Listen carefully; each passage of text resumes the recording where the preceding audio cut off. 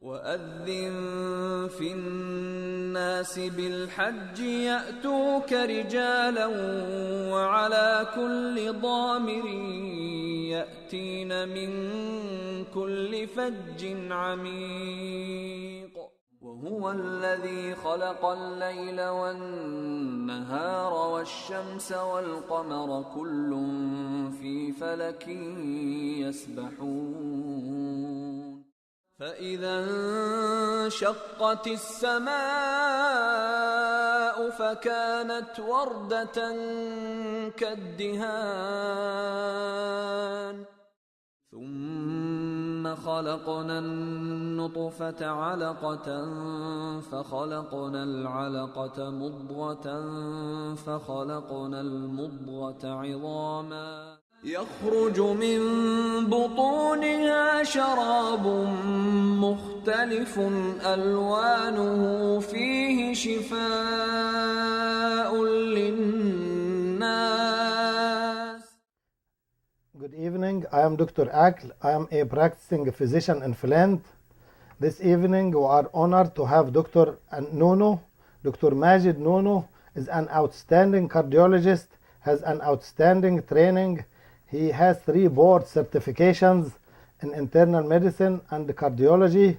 He got extensive training and fellowships in the area of heart failure, vascular, interventional vascular cardiology, and problems with veins. And he, of course, trained as internal. He got board certification in internal medicines. He trained in outstanding university, including University of California. He also did heart failure and transplant fellowship at Columbia University. And prior to that, he finished cardiology training at Michael Reese Hospital in Chicago. He experienced big cardiology training in California, especially in an area where many cardiologists are lacking, the vascular area. Welcome, Dr. Nounou. Thank you very much. Dr. Nounou, you have very extensive training in this area, and you are very fortunate to have you in this community. You have been here approximately 2 years or 3-4 years. And you already go to the 3 hospitals, McLaren, Hurley, and Genesis. As well as Lapeer Hospital. As Lapeer Hospital. Yeah. Very good. This community is, thank you for the outstanding service you provide our patients. Thank you. The area of vascular, interventional vascular treatment is a new area. And many patients has a lot of problems with that. And you brought to me items where you could cover to educate the public. What according to you, the most ignored complaint? What is that?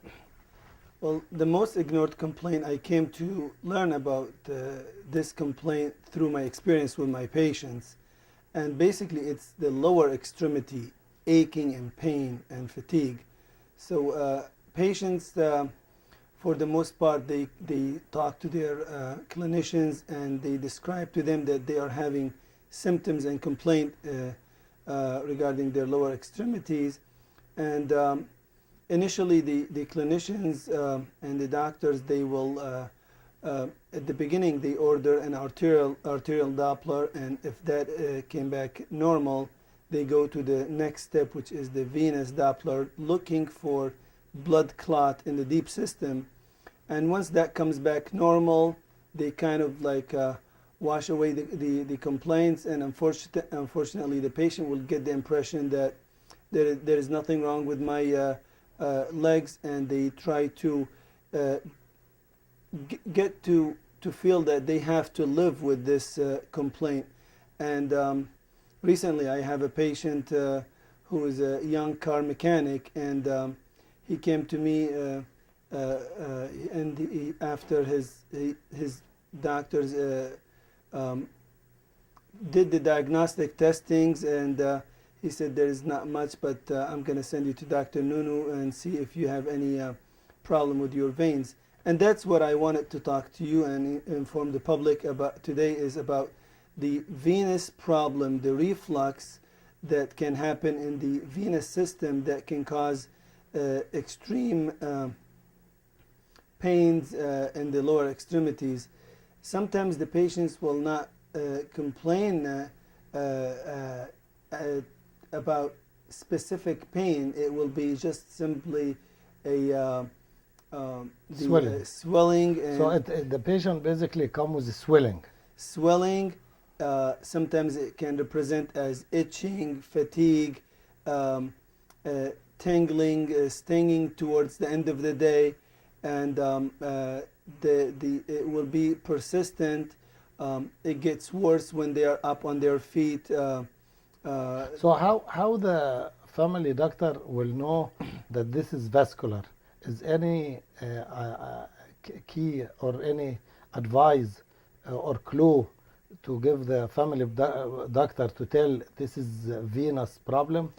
That's a good question. It's initially, once they do their arterial Doppler and followed by the usual standard venous Doppler, they will not be able to pick it up. But if they go further step and refer the patient to a vein specialist, they will be able to do what we call venous mapping and check for the reflux in the venous system, and then we will be able to find out if this is the cause of the problem.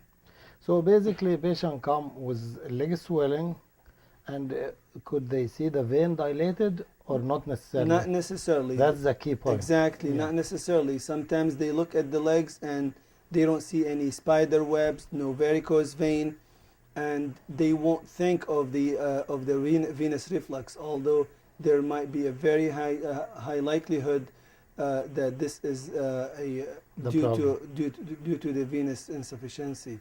So basically the veins, instead of blood going one way, and the blood is kept because of those valves, if you like. Exactly. The valves are broken, or what's the problem? So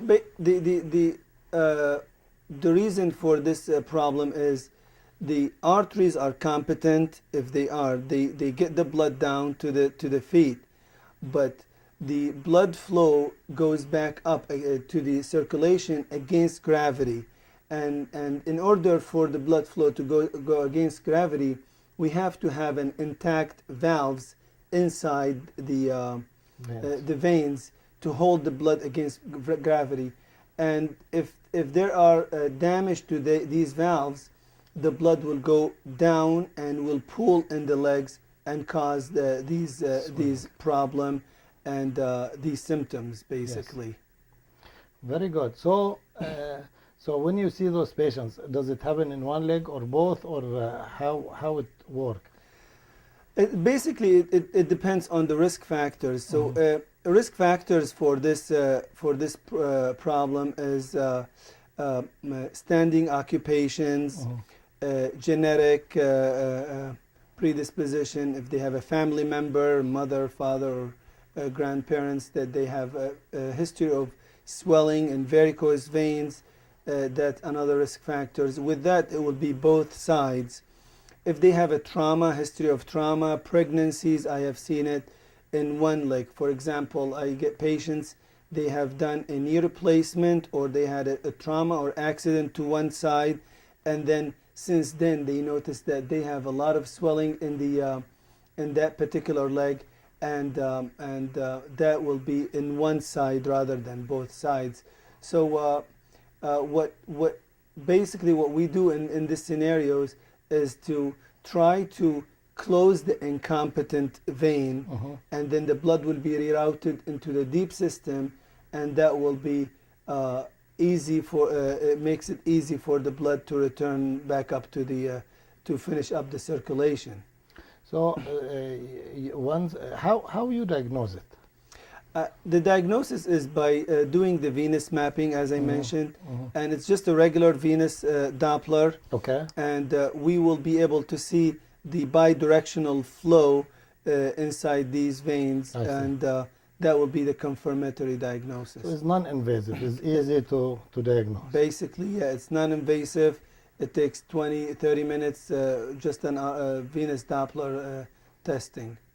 So you think every patient, since it's a simple test, with leg swelling, pain, those symptoms, is good idea to rule out any problem in those valves? Absolutely. The patient, they have to have a specific venous testing rather than the usual venous ultrasound that normally they would be looking for the blood clot in the veins.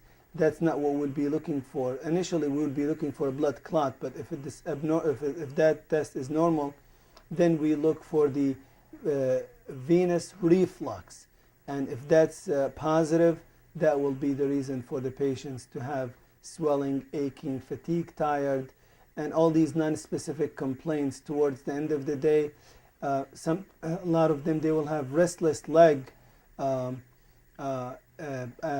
a reason for that problem. Once you recognize the problem, it's easy to solve. You mentioned how to treat those valves. Yeah, the first step of therapy will be to ask the patient to wear a compression stockings during the day. And if they cannot tolerate the compression stockings, they can't put them on, or they are not seeing an improvement in their symptoms, then I will do the closure of the incompetent superficial or the culprit vein.